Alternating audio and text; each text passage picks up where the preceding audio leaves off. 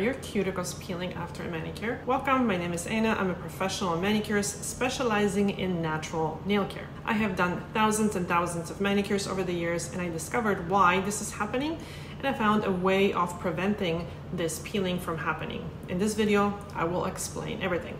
If you had a light bulb moment while watching this video, please let me know in the comment section below. So first, you're not alone. I have done a poll on YouTube and Instagram, and about 70% of people have experienced the same thing: peeling skin after a manicure. So why is this happening? Quick anatomy lesson. This skin here is not a cuticle.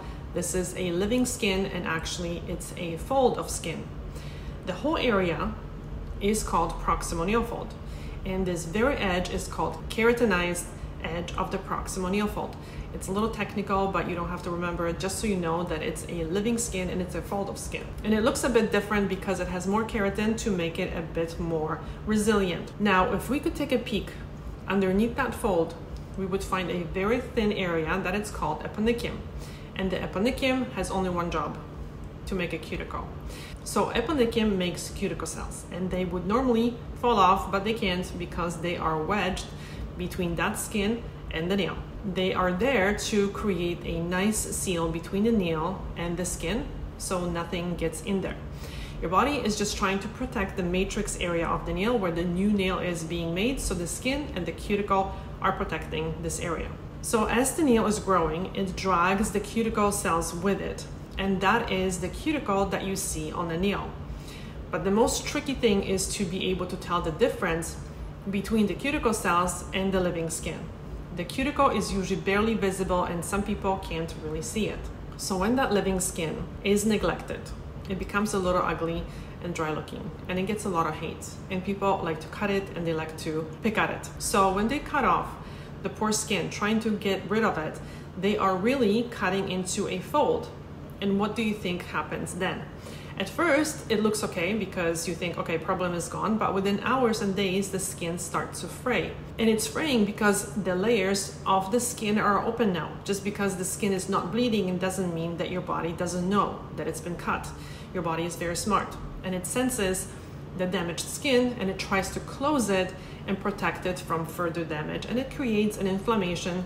So sometimes puffiness and redness, and then a bit of a scab. So how does a scab look? When you think about it, it's hard and dry. Scab is a dry crust that forms over an injured surface on the skin within 24 hours of injury. A scab covers the underlying healing tissues like a cap. The purpose of a scab is to prevent a further dehydration of the healing skin underneath, to protect it from infections, and to prevent any entry of contaminants from the external environment.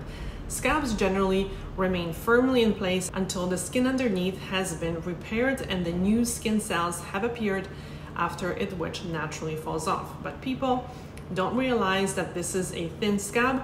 They think it's a dry, unwanted skin, and they cut it or they pick at it, and the cycle continues. So how do we break the cycle? Knowing now that this is a living skin, how do we heal damaged, dry skin? Let's Google it.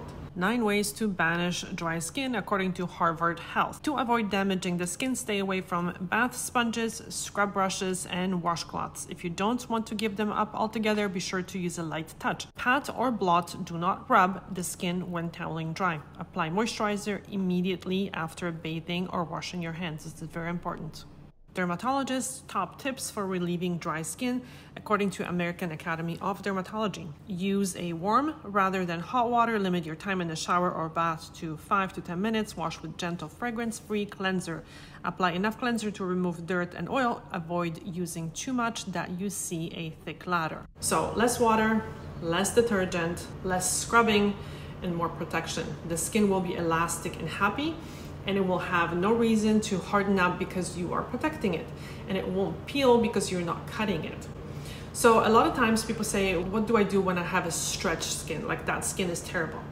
Sometimes when the nail is growing and the skin is dry, it starts pulling not only the cuticle, but it also drags the skin with it for some company, because, you know, misery likes company. So the poor skin stretches. Sometimes when it doesn't have the flexibility to stretch anymore, it breaks, creating painful cracks. So the solution is actually quite simple. First, without doing any manicures, treat the skin with a thick and cushy ointment like Carousel every night, just tiny bit. Within 1 to 2 weeks, the skin will be more healthy and elastic, and it will be less stuck. You can also help it by nudging it back just a tiny bit with a gentle tool. And the proof is in the pudding, as they say. So here are the results of what I'm talking about. This is before, and this is 3 weeks later. And this is one of our viewers. If you would like to know what are the 3 super easy habits that can transform your nails for the better, watch the next video.